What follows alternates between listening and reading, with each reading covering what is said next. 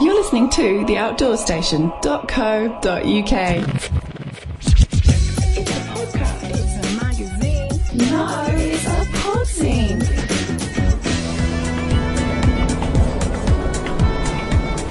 Hallo, herzlich willkommen in Friedrichshafen. Hello and welcome to this Podzine from Friedrichshafen in Germany, the massive European outdoor trade fair located on the banks of Lake Constance, just across the water from Zurich in Switzerland. At this, the 14th outdoor show, there are 731 firms from over 40 countries representing more than 800 brands, all spread out across 11 halls, an open-air display ground totalling approximately 72,000 square metres. Yes, if outdoor gear and clothing is your big thing, this would be your nirvana. This is where the European outdoor industry come to see, fondle and order the goods you may be seeing on the shelves of your outdoor store, sometimes towards the end of next year. It's also the place where the industry gets to touch base with each other, schmooze new clients, source distributors, haggle with manufacturers and drink far too much German beer. Run over 4 days, there are very prestigious awards to be won, a huge amount of activities for exhibitors and visitors to witness alike, and a chance to chill out at the biggest multinational outdoor party on Saturday evening, with food, music, entertainment, tight-rope walkers, and much, much more. Needless to say, the noise on the exhibition floor on Sunday is slightly subdued. The Outdoor Station was one of countless press organisations from around Europe to attend, and we wanted to chat to as many award winners, innovative companies, old friends and interesting new contacts as we could manage in our time there. I hope this podzine gives you a general flavour of the event and perhaps whets your appetite for some of the products waiting in the wings for 2008. Any web links that we have to accompany the interviews can be found next to the podcast on theoutdoorstation.co.uk. The top-class international jury, which included from the UK, David Fisher from Seymour Powell and Graham Thompson from Trail magazine, presented 1 gold, 6 silver and 23 bronze awards for outstanding performances at the second Outdoor Industry Awards ceremony. There were 204 entries. To quote from the press release, this is what the jury had to say. The jury established that innovations in the outdoor industry are generally taking place in small steps. Evolution instead of revolution is the motto. With isomats, sleeping bags, tents and accessories, for example, the focus is predominantly on the smallest weight minimization or speed of use increase. Details are being continually enhanced. In the area of ecology, the jury saw further potential for innovation in the future. The product's entire eco-balance could be worked on here and there, and the use of materials that can easily be recycled must become more widespread, summarised the jury.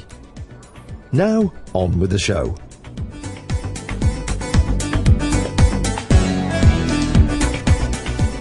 From experience this year, I know that ticks are getting everywhere after I picked up over 30 bites in less than 4 days in Scotland during early May. There's been a big tick awareness campaign for the last 12 months, and consumers have been shopping for the appropriate products in greater numbers before they set out across their local fields, as much as into wide open spaces. Squarepeg is the UK distributor of Care Plus range of medical products for outdoors people, and I asked Paul Edwards if the increase in sales had been as large as expected. We're finding a real increase in the amount of tick products that are going out the door. I think tick awareness in Europe in general has been quite high, because obviously there's a lot more serious problems in Europe with Lyme's disease and tick-borne encephalitis. If you look on a map now of the spread of tick-borne encephalitis, it's hitting places like central Switzerland, so it's coming out through the Alps. And that's a disease that you're going to need some sort of vaccine. It's a 2-part vaccine a few weeks before you go. So most people tend to be aware of that before they go. Lyme's disease is a lot more widespread, and we're seeing more and more cases of it in the UK now. And with quite a lot more sort of promotion of tick awareness and the tick-based products, the customers do seem to be sort of getting their heads around that angle now. I see that Care Plus have taken that on board, and they've actually increased the equipment, if you like, that deals with extracting ticks and so on. Do you just want to give us a talk through what's coming over the next 12 months? Yeah, the tick out, the tick remover, is essentially a pair of spring-loaded tweezers with a notch cut out in the head. One of the issues with using regular metal tweezers is that you can actually snip the head of the tick off, leaving all the head and mouth parts embedded in your skin, which can lead to a sort of secondary infection. So the idea behind these is that they shouldn't damage the tick and make it much easier to remove the tick. If the tick has Lyme's disease or is potentially passing Lyme's disease, they believe that removing the tick within 24 hours can almost zero the chance of contracting the disease. Obviously, with tick-borne encephalitis, that's not the case. You need to have been vaccinated. If you're bitten by a tick that has the encephalitis within it, then there's a much higher chance you're going to contract that. So the actual products you've got then that are coming through the next 12 months, you've expanded, or they've expanded on the tick-removing items and the gels and so on? They have. We've got a new product coming through, which is a tick lasso, which is much more capable of handling a wider variety of sizes of tick, from the very small through to the very large sort of engorged ticks. We've been providing a tick deo, or sort of a tick repellent, and also the deep products, very, very effective. On the shelves here, I'd say there's a whole range of things that seem to have moved on. Specifically, let's look at the first aid kits, because I noticed that they've been identified now, each with a title of what type of kit is the marketplace for that particular kit. In particular, the mountaineering one looks quite interesting. Yeah, the development on the first aid kits has really been now focusing in on individual activities.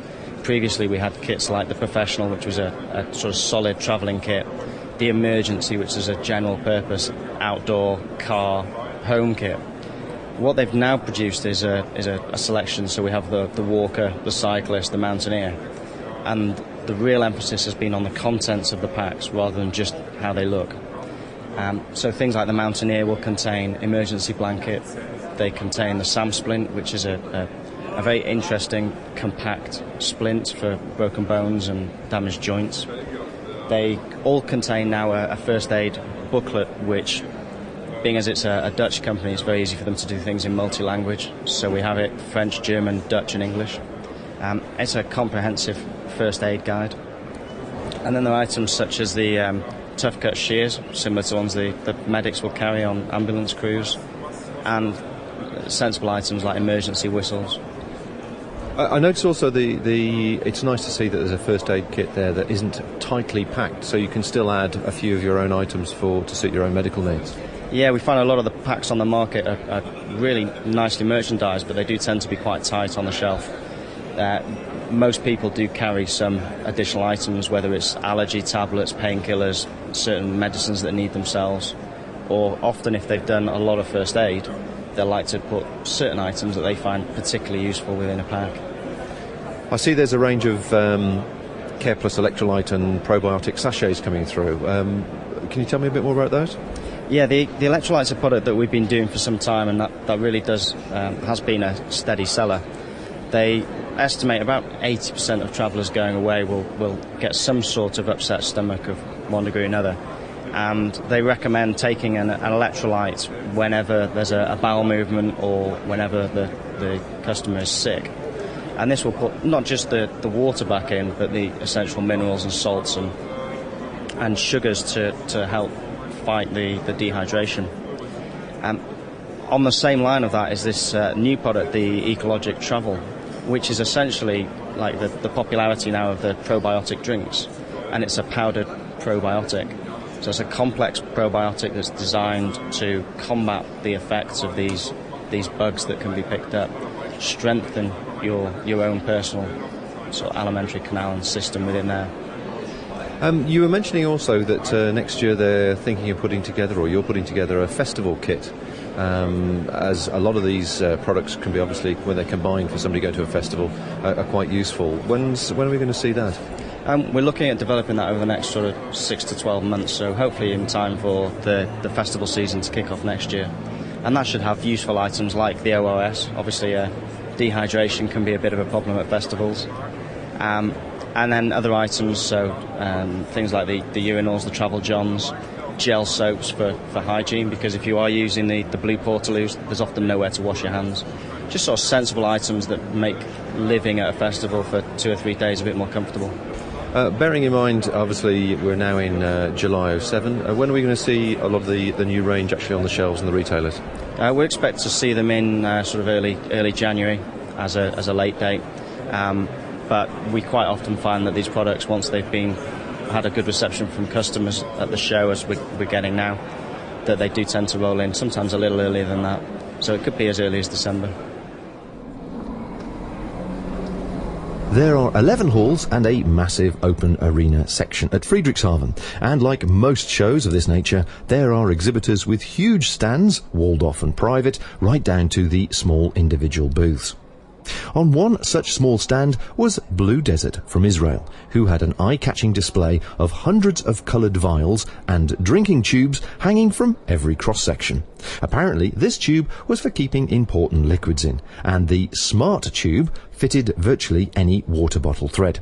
I just had to ask for more information.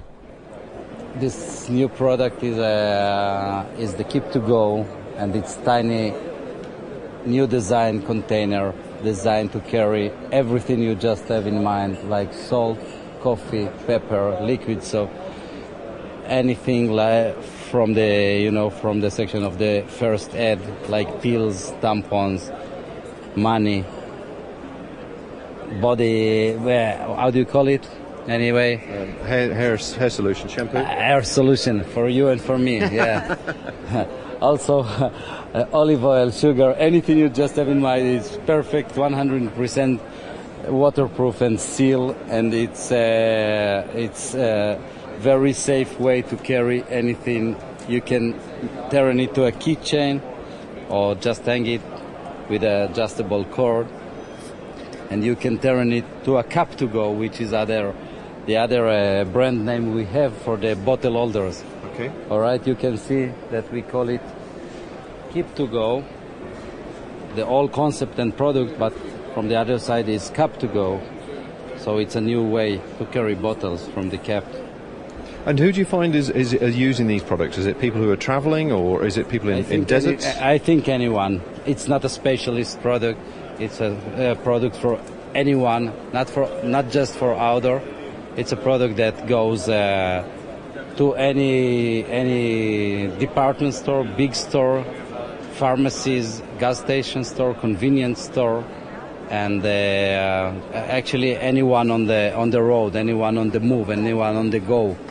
You're saying it's very tough. Has it been measured to a certain pressure? Yeah, it's a crash safe, like for a car crash safe even. So what's the story on the drinking tubes? Because I see the drinking tube will fit any bottle. Drinking tube is the Smart tube. We invented first. It used to be bladder system before with Camelback, another company, with a lot of maintenance and headache of drying, cleaning, hanging, bad smell, bacteria and dirt accumulation. Right now you can just fit your tube to any standard water bottle, and you're all set. You get into the outdoor store, you pay whatever, £7, £6, I don't know, $7.99, and you have a full complete hydration system with a Velcro strap and clip to attach to clothing, and it's fit for 95% of the standard water bottle all over the world. And is that available now, or is that coming soon after Christmas? The Smart tube is already in the UK market for the last 3-4 years actually. Okay, and the Keep to Go will be available for before Christmas. There are numerous new health-based products for active outdoors people, such as Bodyglide, appearing on the shelves of outdoor stores around the UK. Many people are often confused as to the best application for this product. Is it a cream, a gel, a roll-on? Is it instead of, or as well as, suntan lotion or whatever, and any other protective barrier you may use? When I saw the Bodyglide stand was free, I took the opportunity of asking Anja Feigler, the International Operations Manager, to explain the difference between the products available. Yes, we have pretty much 3 different product types. The basic product is the Bodyglide Skin Formula, also known as anti-chafing stick. And it's pretty much used anywhere where either clothing or skin or gear rubs against skin. So where there would be irritation, just like on the feet, between the legs, on the upper body. So it would be used as a preventative to take care of that irritation. You were saying a second ago that you would probably use it as an anti-blister stick on your feet. Is that correct? Correct. You would put it on before you put on the socks and the shoes in the morning, and so you won't even get any hot spot or any blister. So the component that is made up from then, it's obviously not going to affect the socks. It's not a sticky solution. No, it's not. It goes right into the skin. It penetrates the skin. It also doesn't contain any oil, water, or alcohol. Also doesn't contain any mineral oil. So it stays where you put it and you don't have to reapply it. It also doesn't clog the pores. So your skin can breathe and it actually penetrates the skin. So that's the anti-chafing. Now, you've got the other product, which is actually mixed with a sunscreen stick as well. And I think people are possibly confused that it can do both jobs. So just explain how people would use that. They would use it on their upper body if they are hiking with a backpack and a tank top in the summertime, because they most likely will get chafing or probably get chafing from the backpack, but they also want to use the sunscreen. So they have the 2-in-1 product, and they also can use it just as a sunscreen, for example, in their face. And if they sweat, it won't melt and run into their eyes. And what's the UV rating of it? It's 25, SPF 25. I guess something like that you could use on your feet as well with sandals and so on. Yes, you can, definitely. A lot of people do that in the summer, use it on the feet for sandals.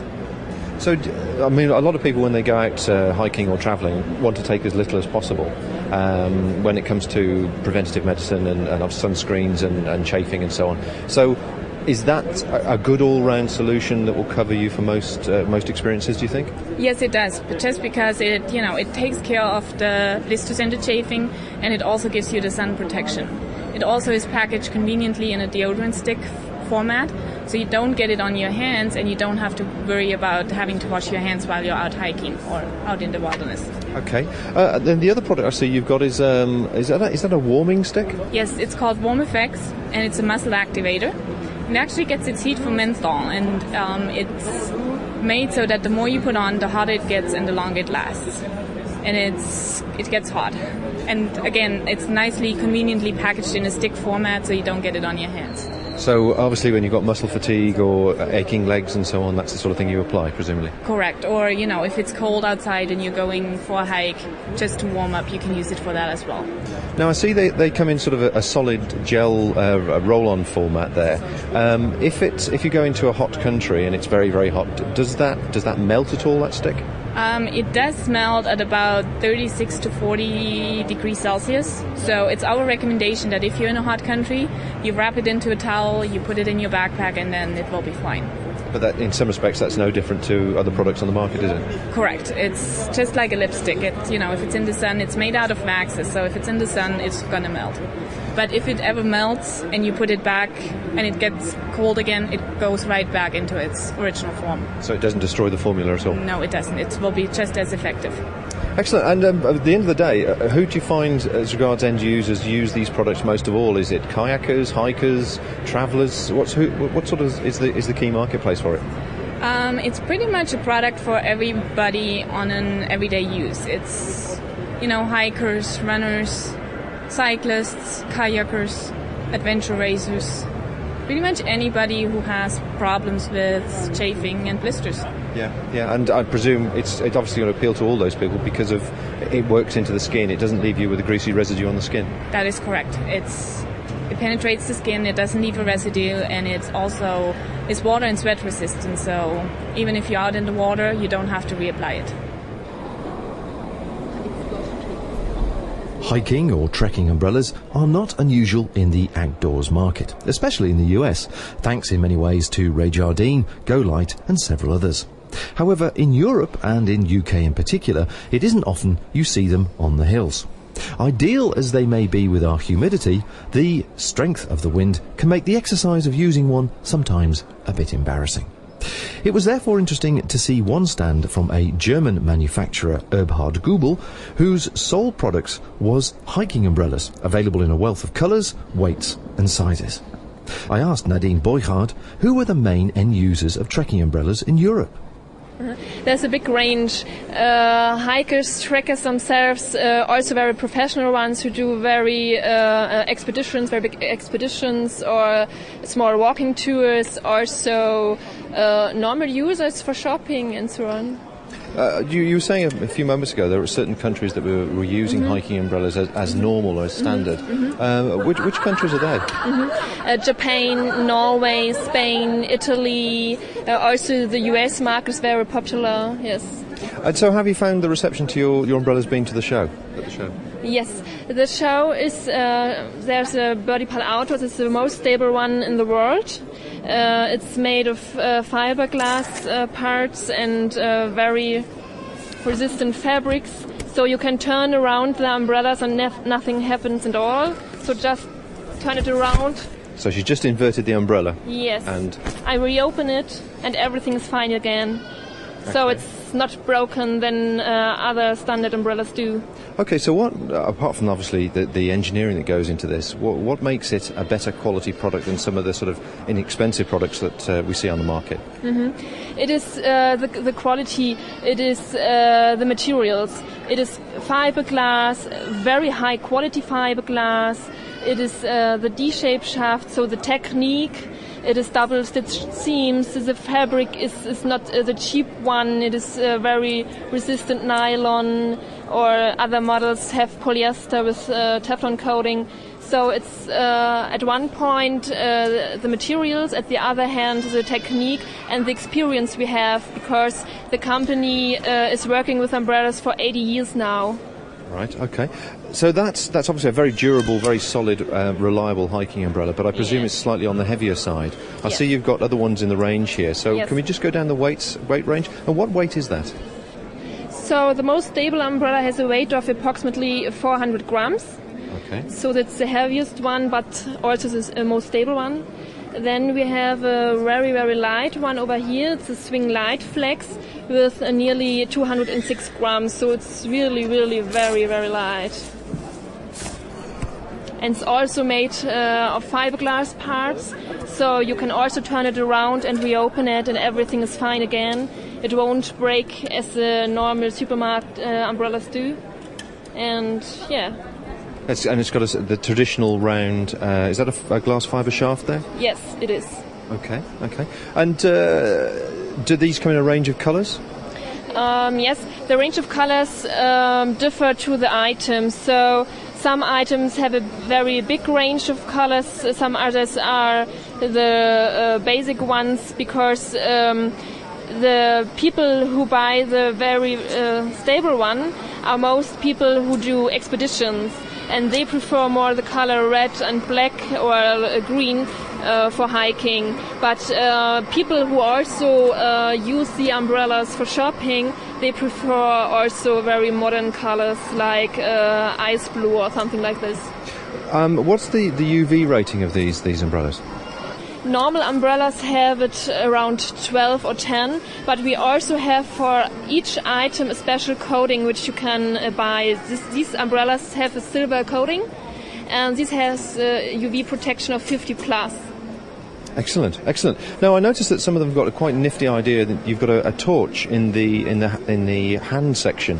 Some LED lights in the hand section of the umbrellas, which presumably lights your footpath up when you're walking in dark conditions, correct? Yes, it is. You can also use it when reading, when taking a break and you want to read a book and it's dark night, so you can also use it for reading a book. Because you can switch off the handle and can use it as normal light. Oh, right, okay. Reading light. So it's a removable torch? Yes, it is. It's a very powerful torch too. Yes, it is. You can use this light for 40 hours and 20 hours for reading light. And I presume, does it take batteries, hearing aid batteries, small batteries? There are very small batteries in it, 3 batteries which you can buy in every normal supermarket. So there's no special battery required, which would be very expensive. That's a really useful addition, actually, because then you've got a torch always attached to your umbrella, which you might need when you're going back to the car or obviously trying to find your way in the dark. Yeah. And how's the show been for you so far? What's the reception been like? The show is very excellent so far, and the trade fair was a big success until today, and we hope it goes on with our products. Family-based camping is big business, especially in mainland Europe, and there were numerous roughy-tufty toddler accessories and four-wheel drive baby buggies on show, as well as blocking up the aisles. One product in particular stood out for its simplicity, which I'm sure will appeal to parents of young children who want to take less, not more, when they go socialising or camping with youngsters, as Rachel Jones from the very colourful Totseat explains. Rachel, I can see there's a whole variety of seats here with dolls attached to them. Tell me about the product. Totseat is a washable, squashable high chair which just makes life on the move with kids that bit easier. It safely anchors your baby into any adult dining chair rather than bouncing them on your knee during the course of lunch. You have your hands free and you don't need to leave them strapped into the stroller or into a car seat on the floor. Well, what immediately appeals about the product is it's material based. It's obviously going to be very, very light, very small to fold up and tuck away and so on. So how did it all start? Believe it or not, it started when I cut up my wedding dress, but as my husband was watching, he was fairly understanding about it.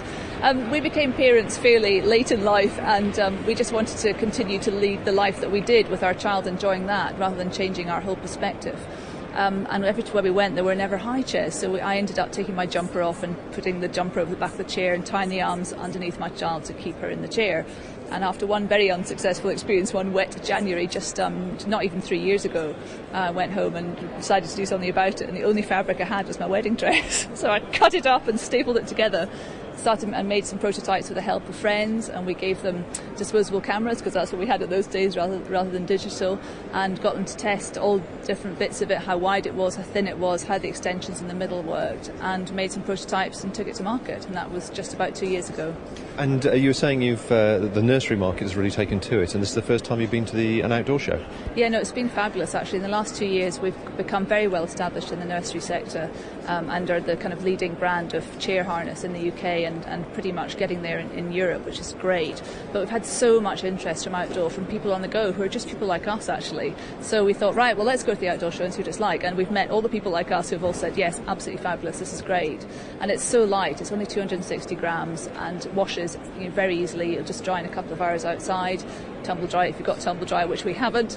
But it's just great. It's minimal luggage with maximum impact, is what we say. Oh, I like that. I like that line. Okay, well let's do the quick demo, because we've just done the demo, and it's probably best as you describe as you're actually putting it together for me. That's absolutely fine. Well, it comes in a little bag, and in the bag there are 2 bits. There's a cummerbund, which will go around the back of a chair if the chair's got a gap at the level of the child's back. And the point of that is to just stop the bottom going through the back, and it's got industrial Velcro. So you put that on if the chair's got a gap there, but you don't need it on a solid back chair. And then you look at the height of the chair, and if it's a very tall chair, then don't bother buttoning up the extension in the middle. If it's a short chair, do button it up. So it'll fit everything from a kind of kid-sized chair to a great big tall Rennie Mackintosh thing, and anything and everything in between, director's chairs, camping chairs, these lying down sun chairs, all that kind of thing. And you pop it over the back of the chair. If the chair's got horns, there are little holes for it to fit through, and then you pull it tight at the back. Now, we've worked extremely closely with various people, including the Child Accident Prevention Trust, on things like loop length, so it complies with all the standards for harnesses and toys, and also clothing, which was basically to make it as safe as we could. Then the body of the seat goes down over the chair itself, and the child sits on the fabric on the chair so that the weight of the child is carried by the chair. The fabric comes up between its legs, underneath its arms, and round the back of the chair, where it goes through 2 loops and fastens with a sturdy clip behind its head. Now that means that the child which is in the Totseat can't get out because it can't reach anything to undo itself. But it's a lovely clip which is very sturdy and easy to use, so there's no knots to undo if the child suddenly chokes, but it also means that any passing toddler can't let it out either. Okay, now obviously the first questions that most parents will suddenly ask would be stability of the actual seating arrangement. Crucial. The chair must be on stable ground. It must have 4 legs, preferably 3 if it's a triangular shaped seat, but that's absolutely crucial. So the chair's on stable ground, then the tot is safe, but you mustn't have it so close to a table or a wall that a child with legs that are long enough to stick off the edge of the seat could kick against it and therefore untopple it. But that's just common sense, and also that would be as true in a standard high chair as anything else. I was going to say, I mean, all the safety questions one would have relate to a traditional fixed firm high chair. Yes, they totally relate to life, basically. Keep your child away from a wobbly cafe table with hot liquids and knives on it, absolutely. Now, of course, being made from material, it's unlikely to get dirty. Well, if it does, you can wash it as often as you like. It's pretty much indestructible. During its development process, we had 50 different liquids and solids which were squashed into it with a wooden spoon. It was then dried on radiators for days on end, baked in the sun, and then washed until we found a fabric which we could get stains out of and food out of too. Excellent, fantastic. That's a good bit of research gone in there. It's really important. I mean, as a parent, there's no point. Lots of parents invent things, but there's absolutely no point inventing something which won't work. Yes. And it's okay to have the passion, but you absolutely must do your research and discover whether it will fit into the market, but also if it will work, and that's what we did. Okay, for those who have got young families, this is definitely an ideal product. I can see that, and I suppose it squashes down to the size of a half a dozen eggs, really, looking at the size of that packet. Yeah, that's actually a good description. I have great problems trying to describe that. It's 420 millilitres. Okay, I'll go for half a dozen eggs. I can do that one. Half a dozen eggs is good. It's a good comparison. And in the UK, then, people listening to this in the UK, where can they actually find it from? You've got a website and so on? Yes, we have Totseat.com, that's TOTSEAT.com, but we also sell through John Lewis and a network of independent retailers. Regular listeners will know that I've interviewed the ever-lively clothing designer Julie Greengrass in the past, while she was head of design at Montaigne. Several months ago, she moved to take up a new post at Sprayway, once again as head of design. As I walked past the Sprayway stand, there was a feeling of freshness about the colours and the cut of the clothing and some of the other products on show. And as I was standing there, wondering if this was the result of Julie's influence, she walked up beside me. So we took 5 minutes to catch up. Really good, actually. I'm really enjoying it. It's been a good move. Stressful move, as moves always are, but it's been a really good move. It's a much bigger company. It's a different customer. It's a bigger range, a lot to get my teeth into, but it's all in all, it's good. It's good. I gather you've been doing something with the Torridon jacket, and you've sort of hit the ground running on that.